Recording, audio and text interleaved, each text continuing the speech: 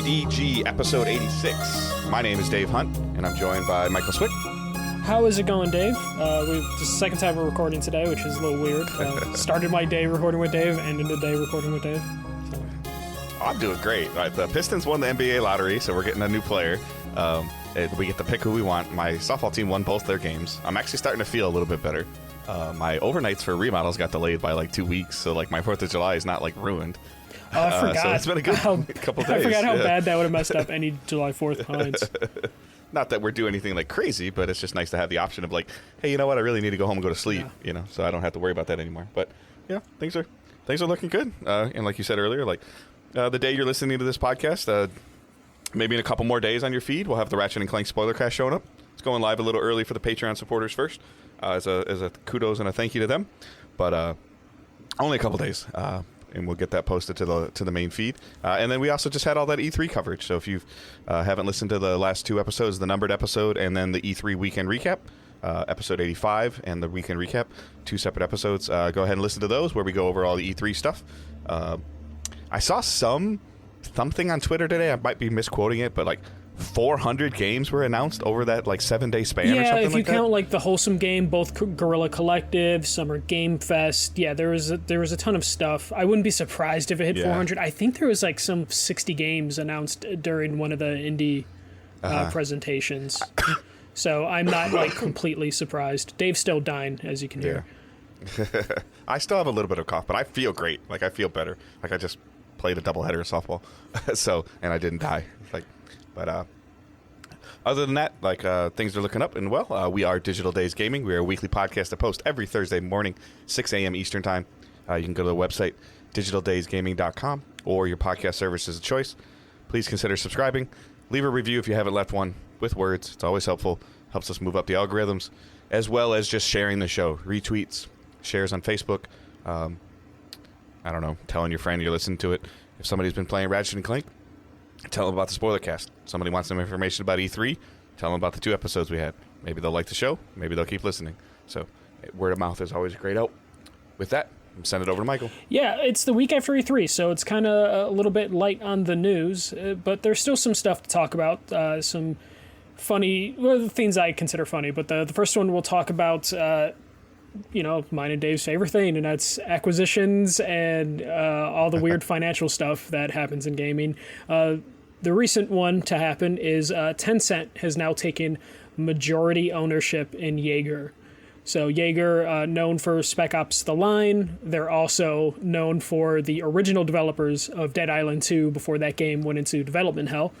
Tencent originally had a minority stake in them, but then I guess they bumped up to a majority stake. It doesn't sound too bad. Basically, this gives Jaeger some financial stability. They're currently working on a Battle Royale game called The Cycle, which I completely forgot was happening. I just remember... They better get that out soon, because that fad's going to, if they don't hit the mark. Yeah, we'll talk about that in one of the questions, gaming, trends or fads that we want to stop. So The Cycle went into, a alpha or beta phase, and it's going to just be relaunched based on that early access feedback. So they are going to work from there to hopefully launch this game, but now they have some financial assurance, some stability with this Tencent acquisition, and also they have a new game that the head of Jaeger said was taking longer than expected, so now with this money they can take all the time they need potentially. And it's just another company that Tencent is taken over or has a stake in as they continue to go around. I haven't, obviously correct me if I'm wrong, but it doesn't appear, at least from the outside looking in, that Tencent tinkers much with the stuff that they own or they have the majority of. It doesn't sound like, I'm not hearing development issues or hearing their board members are causing development hell or causing changes or I mean, again, I don't know if I don't think they're closing any of the studios. It seems like that they're just kind of funding cash, and obviously they're getting return on investments. Otherwise they wouldn't keep doing this, but they don't seem it doesn't seem to be a knife to the chest when Tencent's starts putting in some money into your company. No, it's not like Vivendi tried to take over Ubisoft. Tencent is they're a Chinese company that are just looking for different parts of gaming it can get in because it just wants to be a part of the gaming industry and wants to basically take over. And the way they're doing it is smart. It's like that slow takeover to where, in 10 years, it's like, 90% of the video game industry is owned by this one Chinese company. But for the most... And obviously it might change, like you saying, as they're doing the tortoise versus the hare, and they're obviously being the tortoise. And then all of a sudden, like you said, you look up in 8 years and it's like, whoa, wait a minute. Like, you guys are kind of getting on the borderline monopoly. But I'm not hearing, like people get pissed. As an example, like when EA says they're going to publish, partnership with a company or publish a game, or a couple years ago, Activision's like putting their hands on something, and people are like, oh no, like they're going to ruin it. And I hear Tencent's name a ton, and it doesn't seem like it's like death. No, it definitely isn't. At least right now, I think they want to get in wherever they can, and right now the companies are getting the benefit of just having the extra cash flow, having the assurance that like, hey, we have money coming in, to work on our projects. Tencent, in the future, especially as Tencent, their main business is like mobile and live service games. I can see them starting to like, tip the scales in favor of like mobile or live service games as they purchase these studios. But they just have investments. Like they're invested in Ubisoft, they're invested in Epic Games. They think they own all of Roblox or most of Roblox. I think they own 51% of Riot Games. So they have big things that they haven't interfered with, but they're also things that make so much money they don't have to interfere. Like they've already got the return on investment. And I think NetEase is kind of doing the same thing too, right? Like they're kind of like dabbling scale, around and putting a little bit here, putting a little bit there. The main reason I know NetEase names because they gave Bungie like a crap ton of money for their other IP. Yeah, NetEase seems to be investing, but in a way of just like they're investing in products or specific games, and Tencent is just like we're just investing in that studio because that's where the long-term money's at. And which also means that I don't think that they're purchasing the IPs, which is also great for the studios. Yeah, I'm sure they get percentages of revenue, obviously, from the IP, but you've always heard the horror stories of like. Not necessarily horror stories, but like THQ was just been acquiring IPs just to make games, and then they own the IP, so they can do with what they want. The developers of these companies, like Jaeger, can still own the rights to their games, which is great. Yeah, especially games that are companies that they only have minority stakes. It doesn't appear that they had a minority stake in Jaeger and they moved it to a majority stake, but it doesn't seem like they're trying that with every other company, unless like the price is right. So we're not hearing anything from these companies. So we haven't heard about Remedy panicking because, they have Tencent has a minority stake in their company. So as of right now, it's not the worst thing in the world for Tencent to throw hundreds of millions of dollars at your studio. Long term, who knows what that will mean. But at least, these studios can still publish a bunch of different games. They can get stuff out there, and then if things go bad, they can at least cash out and just make a new studio. Yeah, the part that'll be interesting to see, like as an example, if this Battle Royale, the Cycle game, let's say it just hits and it does well, maybe not Warzone or Fortnite well, but let's just say it does well, and Jaeger tries to purchase it back, or like that'll be where it gets interesting if they try to not necessarily purchase all of it back, but like, hey, you own 51%. How much would it cost for us to buy 5% back so that we have control of it? That's where it might get interesting. Yeah, that's when a studio, if they want to do that, they have to hope they're not that successful to where it would cost way too much to bring it back. And also, I don't know if we know exactly how much. 51% is usually a majority stake in a company. We don't know if they have 51% of Jaeger or it's more. Obviously, the more Tencent owns, the less likely Jaeger will be able to get out of any sort of deal.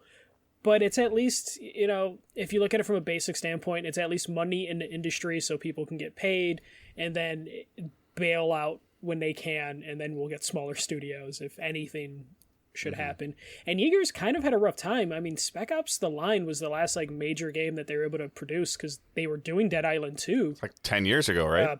Probably more by now.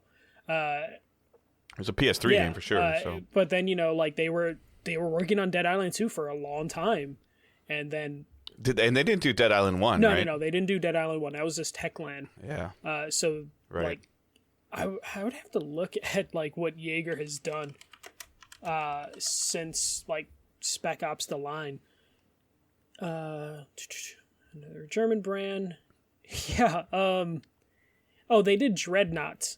That was on the PS4. That was the last thing they did. That was like a free to play like mega ship outer space kind of game. I feel like nothing like a big scale, but yeah. So they did Spec Ops: The Line in 2012, Dreadnought in 2017, and then the cycle was early access 2019, and then they kind of took it down and are reworking it.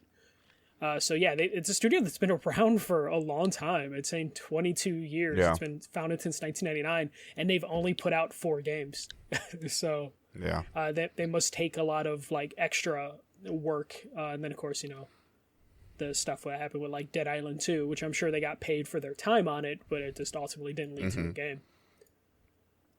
Yeah, so it's interesting. I mean, tentative concern, but like I said, it doesn't seem like that they're tampering too much, Tencent wise. Yeah. I don't think it's going to be a problem, at least for a couple years. Then in like 5-10 years, when Tencent owns the whole industry, and it's just Microsoft versus Sony versus Tencent, and then that's it. We'll see what happens. And another thing that Tencent might be doing is there's so much money in licensing, especially right now when you have like Microsoft and Amazon and at one point Stadia just trying to make Netflix-like services that, they can make a lot of money in licensing games. So that's why you would want to take stakes in different companies. This news story, I'd put in it just because it's funny. Square Enix is actually happy with some sales figures for a Western studio. Outriders, they said they were happy with the issues, happy with how it sold. And a part of it is with what Game Pass did for them. The exact quote is, "In regards to the response to Outriders, while there were slight issues with bugs and the like on launch, we believe it's gotten off to a good start for a new IP. In addition, we're pleasantly surprised with the digital sales ratio for a title have been very high. So the digital sales have been high for what they expected, and we know Square Enix has weird expectations, so that's good.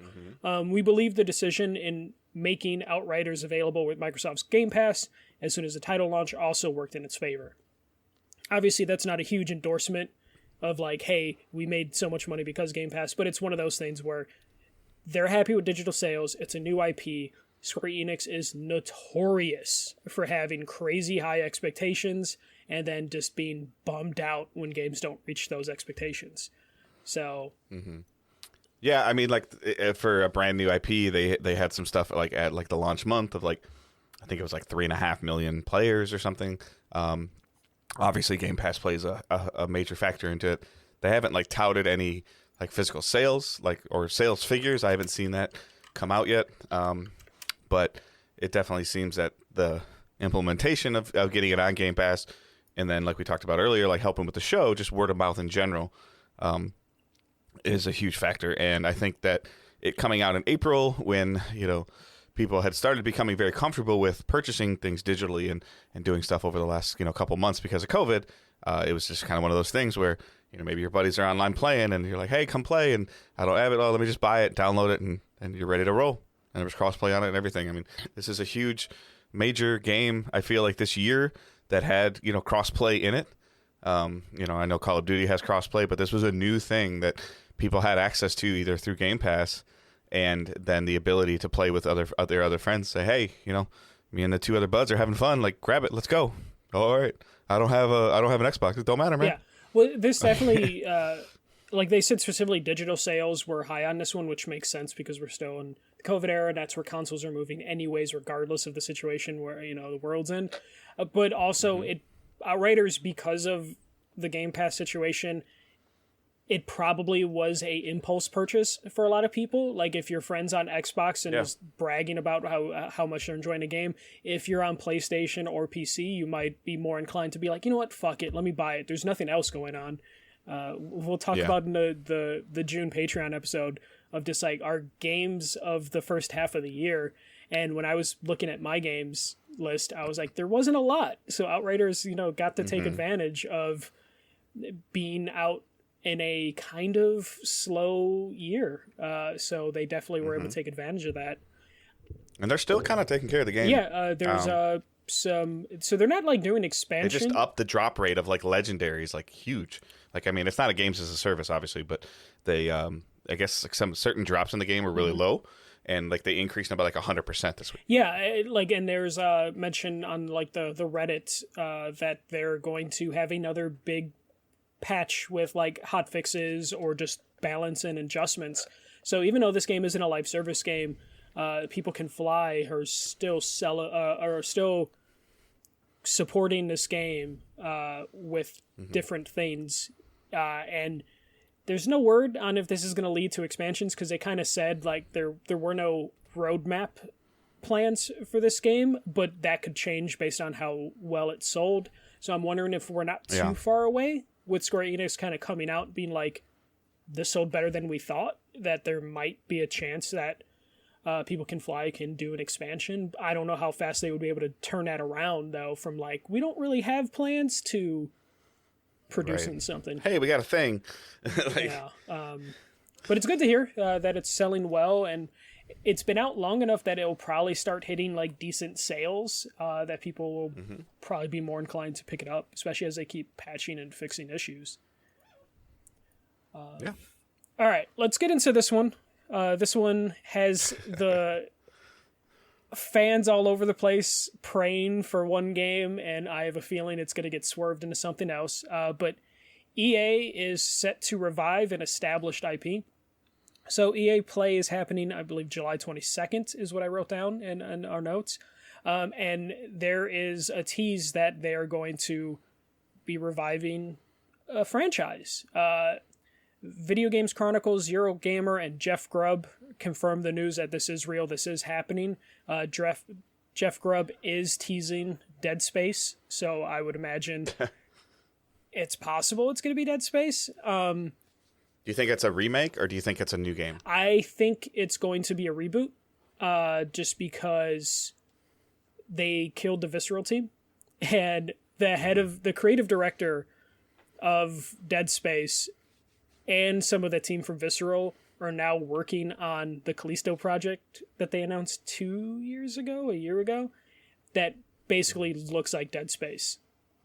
So, so everyone is rooting for Dead Space.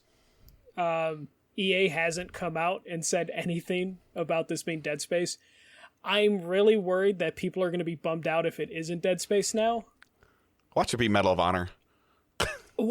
So I could have sworn EA re-registered the EA Big trademark not too long ago. And I'm wondering if we're just going to get a random sports game. And it's going to turn into... We'll show you character likeness. We'll just make our NCAA basketball big head game. Yeah, like what if the revival of an established IP is this then being like, hey, here's the first footage of NCAA that we announced earlier this year that's not coming for another year. NBA Live, for real. Yeah, I mean, it could be a racing game or anything like that. Jeff Grubb doesn't usually troll too bad. He's usually pretty upfront with his like hints. So I'm guessing it is a Dead Space. I just don't know, like... So the rumored studio is EA Motive, which worked on Star Wars Squadrons, and then I think they did Battlefront 2 stuff before that. I think they were helping Visceral with that canceled game as well. But I don't know. It just seems like kind of a shitty move by EA to be like, oh, the creative of Dead Space and some of the people are making their own Dead Space. Nah, we're gonna reboot a Dead Space. And I also don't know if EA can afford to have another prematurely announced game. We're still waiting for Skate. That was announced last year, but they didn't have anything. Yeah, to show. this time last year. Yeah. Like that was like, hey, it's a thing, but we have nothing to show you. And if they skip Skate again at this EA play, or if they skip Skate 4 at this EA, that would be bonkers and that would be crazy. But I don't know. what are you thinking of like Dead Space? Do you think there's a chance it's going to be Dead Space with everyone hinting or cooperating? So, I mean, we can talk about it a little bit more in what we're playing and watching. But I just got done with Jason Schreier's new book, Press Reset, and Visceral Studios was like a focus of that. Dead Space, in terms of like the perception that I got from the book as a franchise, did okay. It would break even, and it's like, okay, like let's try a second one and like build on the foundation you got from the first one and do a little bit better, and it did a little bit better. And then the third one, they try to add the co-op to it. I don't think that the Dead Space carries enough brand recognition to warrant doing this to it. It's not going to sell 4 or 5 million copies in the first 6 weeks it comes out. It's just that franchise just doesn't carry that kind of weight. Yeah, it's one of those plays by a publisher this big that it's almost like a goodwill gesture. You know, it's one of those things that they do because they're like, we'll break even. But this will get. But I think if they were even remotely thinking about it, they wouldn't have shut down Visceral when they did. I think this is a move you make in response to what they're doing, and also you're looking at like your upcoming games from your bigger studios, and you're like, oh, everything's kind of far away. So you just like, can EA motive a team that we invested a lot of money into? Can they just use one of our IPs we have lying around? I just hope it. I guess if they clean it up, I mean, maybe it's like if they take all of the stuff that EA has, obviously from Dead Space 1 or 2, and I mean, I don't know if they do this. Like, if they do a remake, would you expect multiple versions of the game to be on one game? I don't know. I that's why I think it's just going to be a reboot. Like, because I don't know if there's that much. Like, are you talking like a reboot, like a Dead Space or like a Dead Space 4 kind of thing? Yeah, just something that invokes the Dead Space style, but it's a completely different thing. It's still called Dead Space. Dead Space : something. Yeah. Because the trajectory of like the Dead Space series is very like starts at a super high, drops a little bit for 2, and then drops significantly for 3. And it's one of those things where I don't know if you really want a remastered trilogy of it. So I would just imagine you start fresh and try and put a new stamp on Dead Space as a franchise, because I don't think a trilogy necessarily works. And right, like, I think if it was like a remastering, I think it would have leaked by now. Yeah, because it would have been a quicker turnaround time. Though I'm sure they saw how much money they made off of Mass Effect and were like, what else do we have that we could do this? Right. I just hope it turns out better than the Mirror's Edge Catalyst. Because like Mirror's Edge came out around the same time. It was like Mirror's Edge, Dead Space, and Dante's Inferno were like EA's try at making new IPs, and all 3 of them failed, basically, except Dead Space. Dead Space, I wouldn't even say Dead Space was a major success or anything like that, but of the 3, Dead Space failed the least. And I just hope they don't do what they did with Mirror's Edge, where Mirror's Edge Catalyst was fine.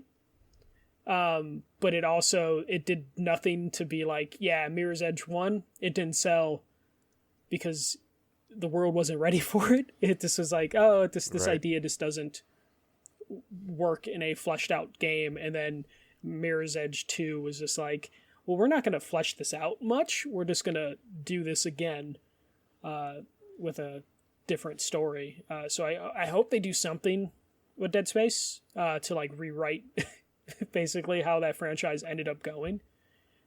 But it's definitely tricky. I always say EA seems to be doing really well now, but it's really only Respawn that's doing well. Yeah. So I don't know where this is going to end up. Do you think that there's a nostalgia feel for Dead Space? Oh, for sure. That people are forgetting that maybe it wasn't that. I've never really dipped into the franchise at all. Mostly because like the psychological horror aspect of it doesn't appeal to me.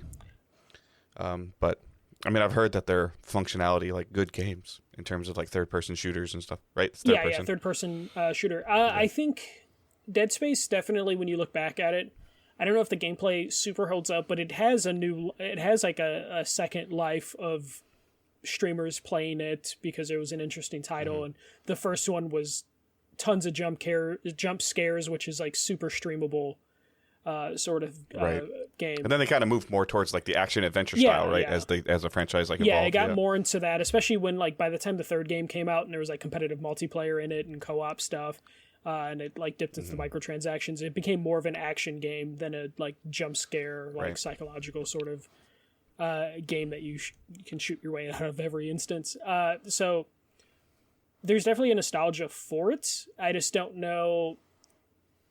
Like, I think they would have to modernize it enough that like they can't just remaster it, because there's so many games doing what like Dead Space was doing on a different level, or different aspects of what Dead Space was doing better than Dead Space.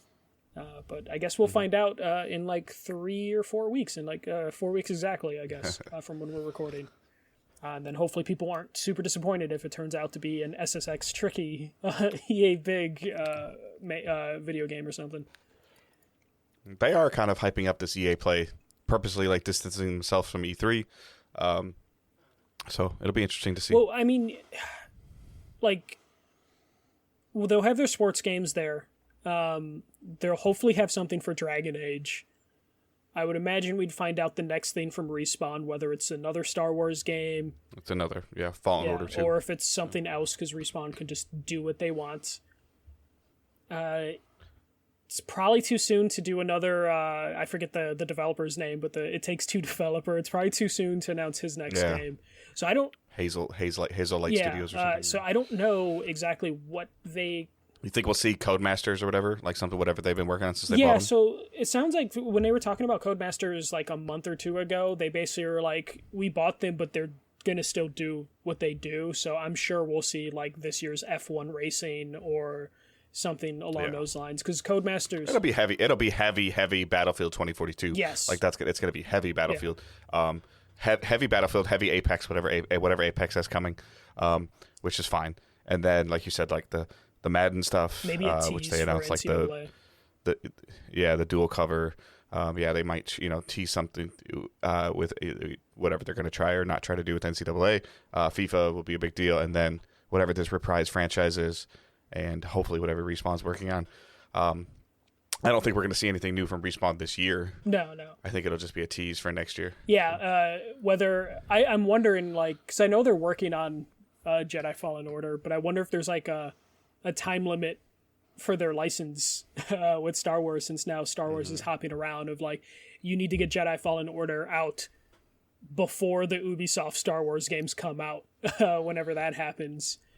I think we'll see some kind of Titanfall like expansion for Apex that kind of maybe focuses more on player versus environment instead of the battle royale. That would be something I would love to see, especially they were talking up a lot about like, oh yeah, Apex is just like our hub for making shit now. So maybe we'll get some sort of co-op addition to that.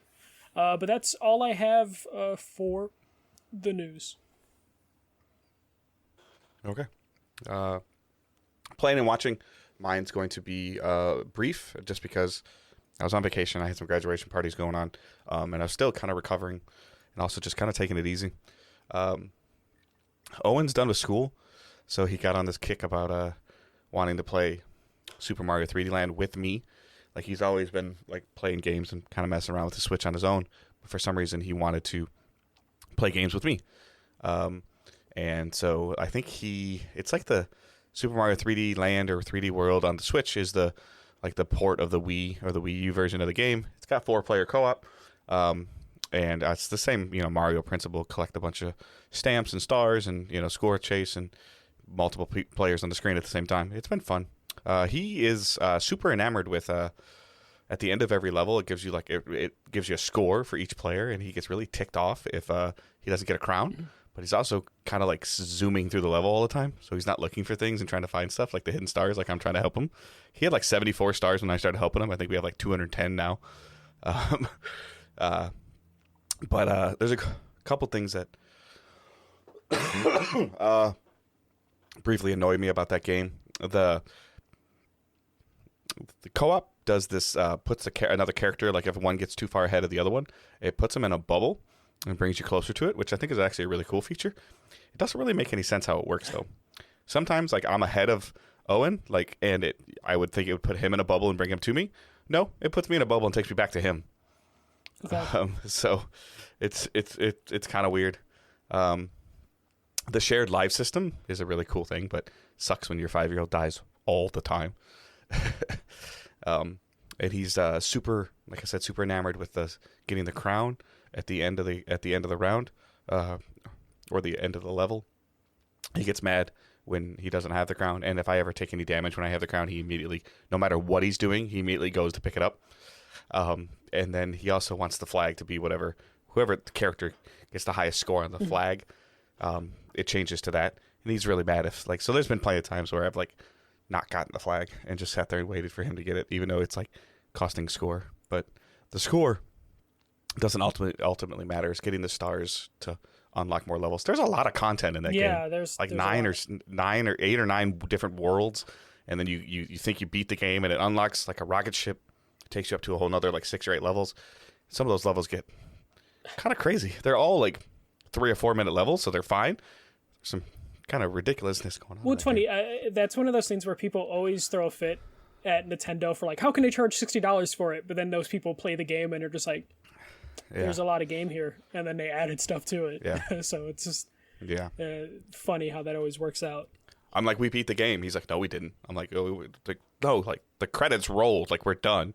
He's like, no, there's, like, 2 other worlds. I'm like, what are you talking about? He's like, saw it on YouTube. I'm like, what are you talking about? He's like, go over here. And then, like, boom, like, there's a rocket. And then there's another 7 levels in space. And I'm like, what the heck? Well, like, I already saved all the things. That's one of the things that, like, makes me happy about, like, the Metroid Dread thing, where people are like, how are they going to charge $60 for a side-scrolling Metroid game? And then you look at how they do every other one of their video games, and you're just like, there's going to be a way for them to justify $60 out of this game. Or at least you hope, based on their track record. Yeah. So, played a lot of that. Pretty much that's all I played since I completed Ratchet. Watched Loki again, 2nd episode. Like, I'm kind of hooked right now. So it's really good. I can't wait to see what else is going on. Watched a lot of basketball, like the games 5, 6, and 7 between, like, the Sixers and the Hawks were really, really good. Same thing with, like, the Phoenix beating Utah. That was a shorter series, but then the Clippers and I can't think who the Clippers just beat. The Jazz. The Jazz, yeah. The Nuggets. It was the Suns of the Nuggets. So, like, and then watching a little bit earlier, like, Devin Booker's just going crazy right now for Phoenix, and it's so cool to watch. Yeah. And like I mentioned earlier, Pistons won the lottery, so we get to, basketball might be actually get a, like, almost watchable in Detroit again, which is a big the thing a big that win. Got me excited was watching the Sixers go out, and then immediately the whole city's like, we got to get rid of Ben Simmons, and I'm just like, welcome to Chicago, Ben Simmons, please.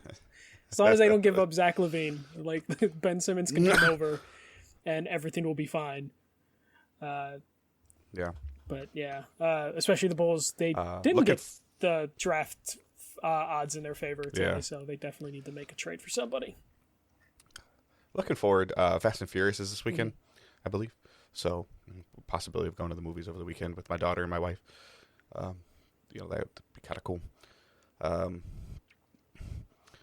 I mean, and then I finished. My wife and I finished Jason Schreier's book, Press Reset, and not as good as his first book, but definitely this one was more focused on the people that make games and how studios are treated sometimes.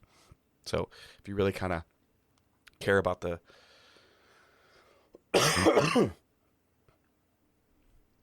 the gaming employment world of, like, where things work and how some studios and corporations handle things really well and others don't. They spent a significant amount of time talking about 38 studios.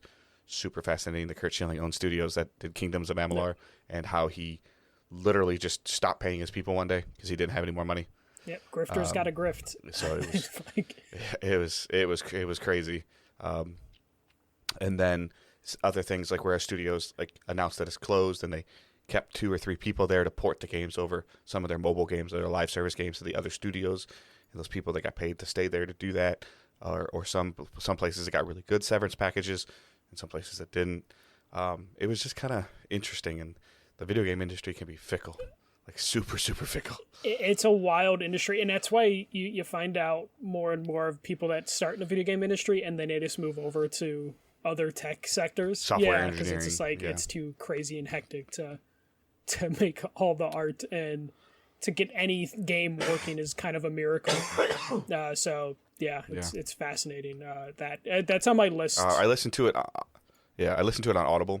I don't read, and my wife and I listened to it in the car primarily. We had a couple graduation parties to go to that were like 30 minutes away, and we listened to it on other drives that we had together this week.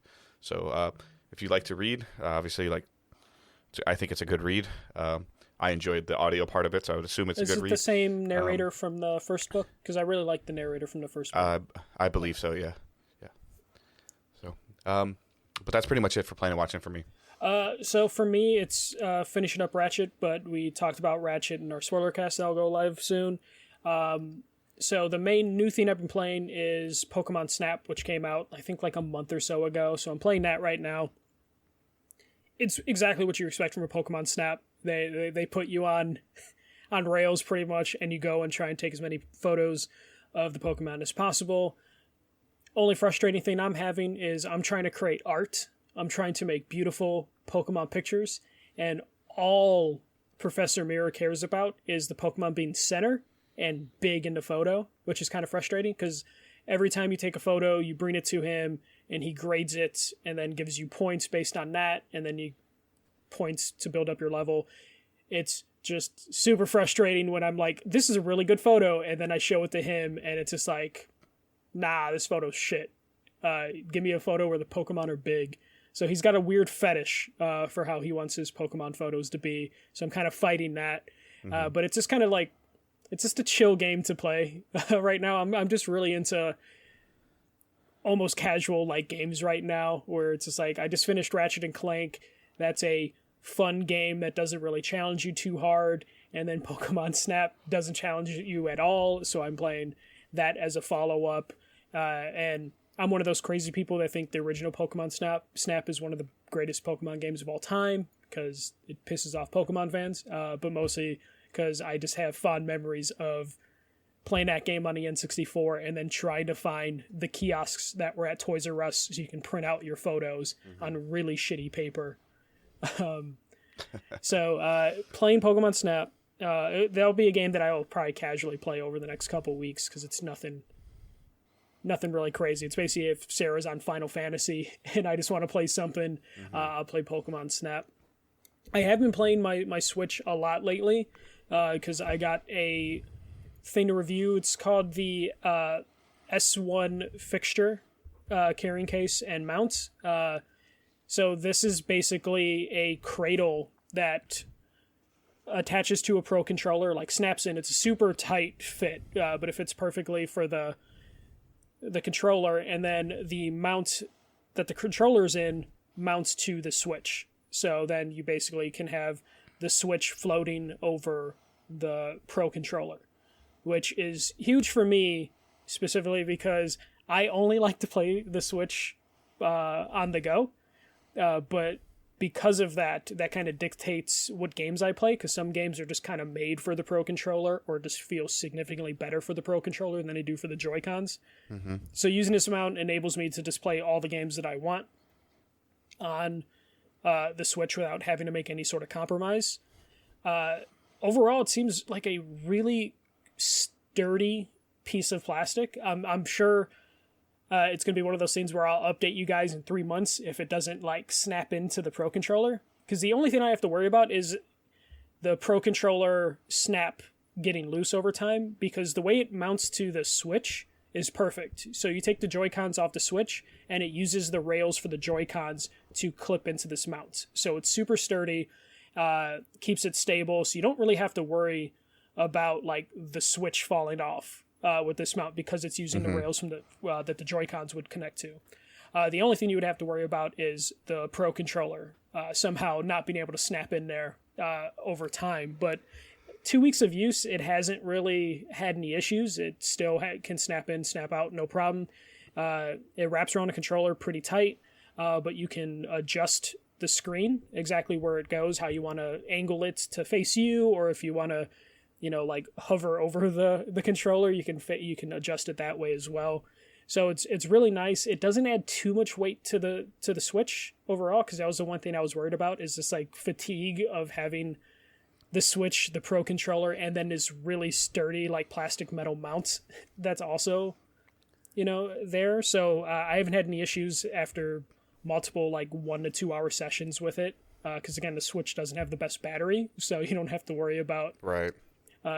The controller battery is fantastic. Dude, the Pro controller is phenomenal. Even the Joy-Cons like attached to the little holders that come with it to make a controller out of it.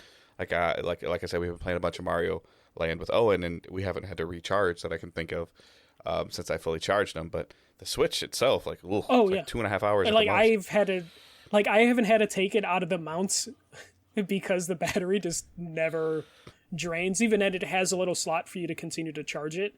But like for the Switch itself, like I have to take that off the mounting bracket all the time after a session, because I just use up the entire battery after like 2 hours. Is there enough room like on the back for like if you had that extra battery pack, like would that fit there still? Since it's only no, not really, because it for extra support it connects to the rails, and then it has a little backing piece.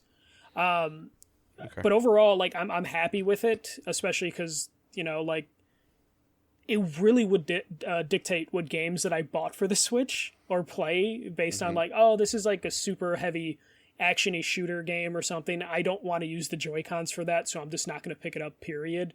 But now this gives me flexibility of like actually playing games portable with a proper controller.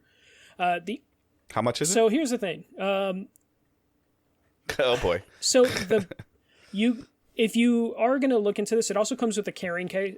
There's an option to get it with a carrying case. The carrying case is really sturdy. It actually can hold the controller. It's molded for the controller at the bottom. And you can leave the Switch and the mount and the controller all connected together, and then just like click them in place and then put it in the bag, and you're good. And it's a really good way to probably travel with this thing, which I'm looking forward to doing once I'm ready to travel, is to use this. It's $50 if you want the mount and the carrying case together, which I think is reasonable because it is a steady case and a mount is a nice idea. But if you want to buy things separately, they're selling the mount on Amazon for like $35, and I don't think it's worth it at that price. It's only worth it if you're looking for a case as well, because for an extra $16, you get a case that they're currently selling for like $25. So the case by itself is $25, and the mount by itself is $34.99 right now, so $35 if you get them separately. But if you get it bundled, it's $50, and I think it's worth it for the $50 if you're looking for a travel case as well. And obviously, this is definitely like one of those products. This isn't going to be for everybody. I'm just a weirdo who at home prefers to use it portably. But like, definitely take a look at it. Like, I'll post some pictures of it on our Twitter account, and then there's some really good videos from Fixture that just show you what it does or what it looks like and how it works. But definitely not going to be for everybody. It's if you travel with your Switch a lot. If you travel with your Switch and you like to play with a Pro controller, here's your thing. If you're looking for a steady case, it's a really nice case. Obviously, it's a little bulky because it's carrying a controller, a bracket, and a Switch. But it also has like all the slots for like the, extra cartridges, and it also has like a little pouch if you want to fit some Joy-Cons in there, which you can. So you can take pretty much everything in this thing except the dock. So this is definitely, if you're looking for something like this answers those needs. It is going to be a little bit pricey, but it is something I would recommend. It is something I'm going to definitely be using for a while. Next time I meet Dave, hopefully, I will still be using this, and hopefully the Switch Pro will be the same size as this thing, because I really do like it. But it would be something, if they announce a Switch Pro and it's slightly different, I would probably look to this company to make another mount, and I would probably buy that mount just because I do like playing the Switch like this. and I won a Tetris 99 game That's with awesome. it. Like, the first time I was playing it, Yeah. which was nice. So that is basically what I've been doing since playing Ratchet, is just testing this out with all the different Switch games that I've bought, played with Joy-Cons, and were like, I can't do this, and then getting a second life by using this thing. Yeah. Awesome. All right. So questions and comments for the show, you can send those to us using hashtag AskDigitalDays. You can post them on Facebook, Twitter, Discord. All those links are in the show notes, so check those out. Chip sent us a question. Which presentation at E3 were you most and least impressed by? So I guess the one that I would say like least impressed by would be Coach Media, because it seemed like it was just nothing. I think that's kind of a given. Most impressed, I mean, the one that showed the most stuff is Xbox. Yeah. In terms of like they showed games, they dated stuff, they showed what the future is. I was kind of, I would say I was impressed by Square, because Square showed Guardians of the Galaxy and it said it's coming this year, and they showed gameplay. But I wasn't impressed by whatever else they showed. Yeah, the rest of that show was kind of like disappointing. Yeah. But Guardians is definitely one of the top 3 things that I saw from E3, so that's a factor into there. It has to be Xbox because of this. Like, to be honest with you, the stuff afterwards, the extended presentation, and then their marketing now, like the 6 games in 6 months thing. Like, this is what people want.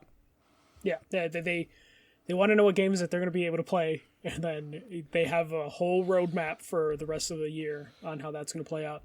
Yeah, I would say it's like a tie between Xbox and Nintendo. I really like the stuff that Nintendo did. I can see why Nintendo didn't do enough for some people, but there was enough games that were my type of games during that Nintendo press conference that I was really happy with. So it's... Nintendo didn't do enough because people thought they were going to see more. They thought they were going to get a date for the new Zelda. Yeah. They thought there was going to be a new Switch, and it wasn't there. But yeah, as someone who doesn't care about Zelda, I was fine with what they showed. I was more happy with, the Metroid stuff and the Danganronpa news, and so all the little stuff they did. Yeah, so I would say it might be even a 3-way tie, because Summer Game Fest also put on a pretty good presentation. I don't even want to count Coach Media as like a presentation. That felt like they just showed up because they felt they had to. This was the I forget who made this joke to me, but someone said it was like who was the Seahawks guy who just like came to the press conference because he had to. Oh, Marshawn Lynch. Yeah. That's what that felt like. Like, they just... I'm just here so I don't get fined. Yeah, and that's basically... Coach Raider is like, we're just here so we have a booth next year. Like, they came to show up. So between them and Gearbox for worst presentation, probably, because the Gearbox one was garbage. That was just Randy Pitchford walking around the set for the movie, showing absolutely nothing of the movie, showing very little of the game. And you can tell, like, it almost felt like no one wanted him on set, and because they didn't give him anything to even really do. So those are probably the 2 that I was, like, least impressed with. But overall, like, I was really positive about the show, and I still stand by it. Like, I think everyone did relatively well, except for those 2. All right. AndySum25 on Twitter. It seemed like everyone went from hype about Back 4 Blood to angry about the online requirement. While I don't think it's the greatest idea, I'm still going to play it. Does this affect either of your plans to check the game out? Go ahead. No, it's a co-op. It's an online co-op game first. That, yes... It's an online shooter. That, yes, it has the ability for you to play single player, but they're selling this as an online co-op game. So, like, when I heard it was always online, I'm like, yeah, I was going to play this online no matter what. Like, yeah. Balancing, patches, weapon tuning, like, it's all going to be needed. It's all going to be necessary. You need to connect online. I'm fine with it. It doesn't kill my hype at all. I already know I'm going to download it on Game Pass. I think this game would get boring, like, very quickly if you only played against the bots. Yeah, like I've played Left 4 Dead solo before on PC, and it's not great. It's fine, but there's not much there. Back 4 Blood is a social game. It's a Left 4 Dead game. Left 4 Dead games are social.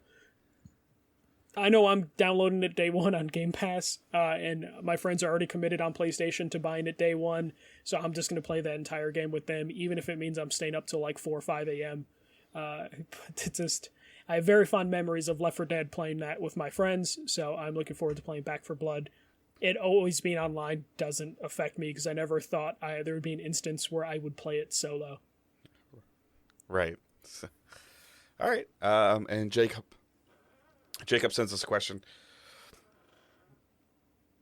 What is the genre / type of game that that you wish you would be less trending so that we could have different types of games? Think, why are there so many sandbox games or battle royale like games? What genre type do you want to see rise up? Okay.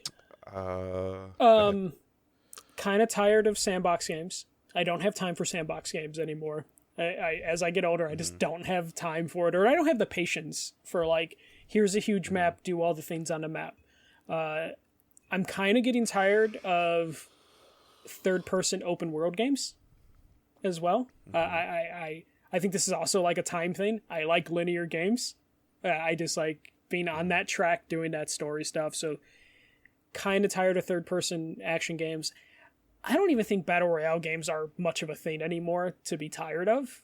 Like, or at least none are floating to the top. It's just they've taken over the multiplayer shooter genre, essentially. Yeah, but I don't see them as, like, even bothersome anymore. You know, like the companies that were trying to make ones, they just stopped. Housemarque were making one, they just stopped, and then they made a great game in Returnal. You know, so it's not even that bad. So I think I'm fine. And I think we're almost over every game trying to be the Dark Souls of whatever specific thing they're trying to do. So I'm fine. I would just want something new. I don't know what genre I would want to replace those genres I'm tired of. Yeah. I want to see new stuff. It's going to be a little shocking to some people. I'm actually pretty fatigued on looter shooters. That I am also fatigued. Destiny is in a class by itself. They partially because I'm just so invested in it, but like the Division and all these other games that tried to bring like RNG loot stuff into it, even like Biomutants kind of bleeding into that a little bit, and it kind of surprised me and it irritated me while I've been playing it.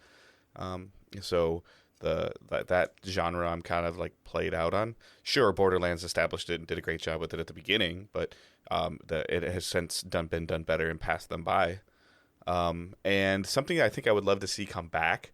The first thing that jumps into my head is like a sim racing style, like Need for Speed Most Wanted kind of thing, like an arcadey, fun to play like racing game, like a Cruis'n USA style thing, like that Switch port that's coming looks really cool. Horizon kind of fills that role just a little bit, but not quite all the way there. Yeah, I should probably check out some of those games because I haven't really done that before. I need to, I'm paying for Game Pass. I need to kind of dive deeper into Game Pass and try to just kind of mess with some things for a little bit, an hour or two. I didn't even check out any of those demos, and I really wanted to, and I just kept forgetting and putting it off. But I would definitely like to see like another fun sim racer. I don't want drive clubs and GTAs. Like I really liked Need for Speed, Most Wanted, Hot Pursuit. Like I had a bunch of fun for a little while with the Burnout Paradise remastered. Like that was fun. Midnight Club. It died. It died quickly, but for me it died quickly. But so yeah, I would definitely love to see that. I don't know much about this next question, so I'm actually going to kind of just let you take it, and I'm going to listen to it. Yeah. Just because I don't really care. All right. Sorry, Lebetsky. Yeah. I love you, but this type of game and this genre, like, I'm good. That we don't even know. All right. I'll read. Or alleged to be. I'm out. I'm good. All right. Lebetsky asks, I want to hear your thoughts on Blue Box Game Studios. The whole abandoned game and app. Why Sony hasn't commented on it still. Is Kojima or Konami involved? Go down a rabbit hole. All right. So the first thing I'll say, if you don't know much about it, check out Chandler Wood's article on PlayStation Lifestyle. I feel like he was one of the first people to write like a comprehensive article connecting all the dots, and then some other sites kind of followed with their own investigation. So check him out, friend of the show. Blue Box announced a game a couple months ago. We talked about it. Abandoned. People immediately assumed Abandoned was a secret Kojima game because it didn't make sense. It was a studio no one's ever heard of, announcing a game on a PlayStation blog and announcing it's going to be exclusive for the PS5. Kind of odd. PlayStation blog has kind of turned into a thing where that's where you go to announce your games, or that's where Sony announces partnerships. So it seemed kind of weird. Things kind of died down a little bit, and then it just got weirder and weirder with how things rolled out. The Blue Box Game Studio, people dug into. They only had some early access game on Steam that just kind of went away. The head of the studio had like a fitness app called PT, Personal Trainer, on his library. They could find literally nothing. There's a bad Google Translate thing, I guess, that the head of the studio's name translates to Hideo in Japanese. So people were like, that's weird. The Blue Box Game Studios have been teasing Silent Hill. They're following Kojima. Kojima's following them. Jeff Keighley's involved, kind of hinting that he doesn't know, but he's interested in working with them. This stuff is kind of crazy. It seems like everybody's kind of into the same thing. Kojima was like posting pictures that look very similar to Abandoned. The biggest thing that makes me think this is going to be something bigger is the fact that there's going to be like a real-time trailers app on PS5. One would say it could be a playable trailer, not a playable teaser, but a playable trailer. That was supposed to go live today, but it got delayed a couple days, and it's coming out Friday. The partnership with Sony, where they announced on a blog that they're going to be exclusive, raises a red flag of like, there must be more to this game for that to be a thing. But then also the fact that this studio that's apparently really small, doesn't have a ton of money, are putting out a real-time trailer app, which we have no idea what the fuck that even means. But they're putting out an app to promote their game on the PS5. On the PlayStation Store, you'll be able to download an app and mess around with the trailer. That just seems like a crazy thing that, like, not a small time studio would be able to put the resources into unless they had some sort of backing. What I'm suspecting is Kojima has nothing to do with this. Kojima seems like one of those dudes that if you're like, hey, you send him a DM and you're like, hey, I'm a developer and I kind of want to fuck around with people, Kojima probably would be into that and would help fuck around with it. But primarily I think that because I still think this is a partnership with Sony, and Kojima and Sony are pretty tight, and Kojima would probably just be down to whatever this is. I think this could be leading to some Silent Hill shenanigans, with a partnership, obviously, with Konami, who Konami started to follow Kojima again, which is super fucking weird. Konami is promoting, they're opening up like the Silent Hill store on their website this week, which also seems super weird. So it's either all these people are just like, you know what, let's just embrace this chaos, or there's actually some sort of deal and someone's cutting a check for Kojima just to say, or to deny and also pretend he's involved in this game. But it's absolutely crazy. I've gone back and forth like 5 or 6 times whether I think this is a Kojima game or this isn't a Kojima game, or if this is a Silent Hill game or if it's not a Silent Hill game. It's absolutely insane. I'm excited for it. I really hope the studio knows what they're doing, because if this isn't Silent Hill, this isn't a Kojima game, they are fucked. Like, no matter what, the backlash will be really, really bad. In terms of, like, if this just turns into, like, oh, hey, we're just making that game that we showed that was just a trailer of a dude, like, shooting his gun in the woods. Like, this needs to have something big around it, or these developers have shot themselves in the foot.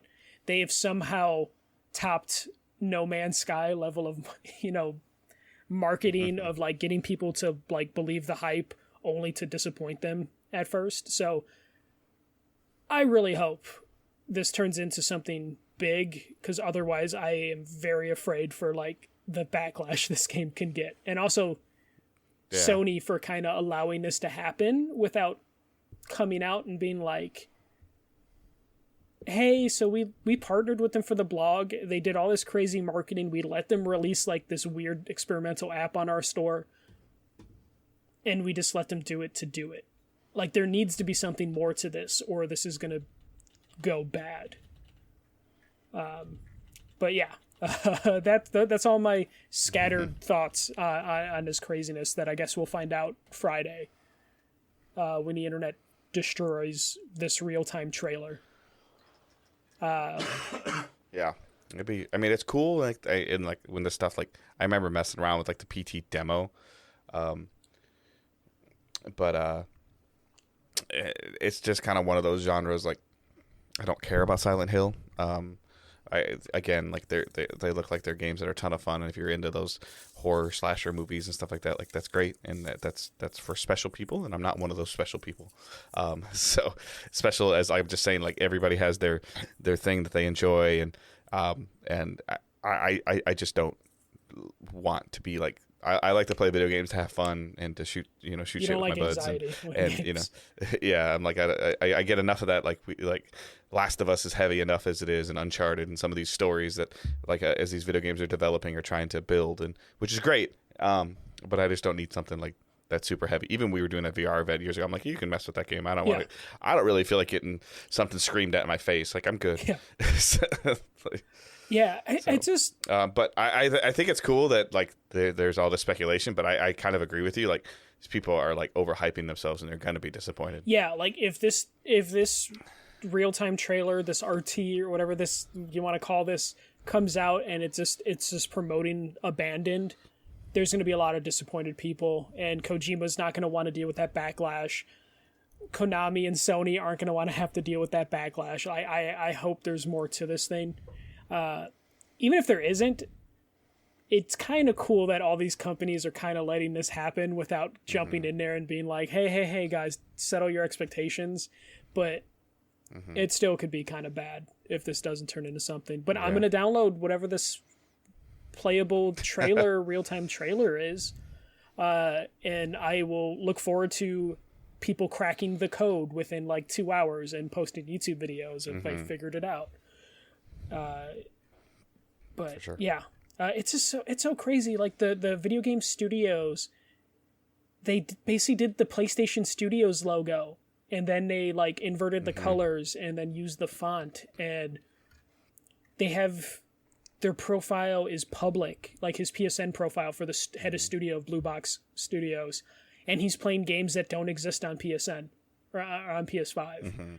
There's so many like weird things happening with this thing that if it turns to be nothing, like fuck, that's gonna be bad. Yeah, there'll be a Eurogamer show or Eurogamer article linked, as well as like Michael mentioned, Chandler's article, kind of a breakdown of it. So be sure to check those out if you want to see more like connect the dots, playing deeper dives into it. So. All right, so that's our show. You can follow us on the social networks. Twitter is the first one we use primarily. The main account is at Digital Days Pod. Michael's account is at the first MJC 1ST. Mine is at Good Dave Hunt. Feel free to join our Facebook group, Discord server. Those links are in the show notes. If you want to support us financially, you can do so through Twitch. If you have, we have an affiliation with Twitch. So if you have Amazon Prime with Twitch Prime, if you took advantage of some of that Prime Day stuff and maybe got a free Prime subscription or something for a month or 90 days or whatever they were offering, you link that with your Twitch account. You can drop a subscription. You get that for free as a perk for Twitch in Amazon Prime. So if you want to check that out, just click the subscribe button. If you have your accounts linked, it'll say, subscribe with Prime. If you want to do that, that'd be super helpful. It's a great way to help us. And then also Patreon. So patreon.com/digitaldaysgaming. $1 tip jar. $3 Discord access, $5 24-hour early access to the regular numbered shows, $7 is the monthly bonus episode. And like we mentioned earlier, they're going to get a couple days access to the Ratchet & Clank Spoilercast. So that'll probably go to, I don't even know, maybe all Patreon subscribers? We'll see. So, but, definitely check that out. And then it'll show up on the normal feed as well. So, I don't have anything else. You got anything? No. I'm just going to take some more photos of Pokemon as soon as we're done with this. So. I'm going to go to bed. So, I got to work. So, I hope everyone has a great week. Keep moving forward. Good day. See ya.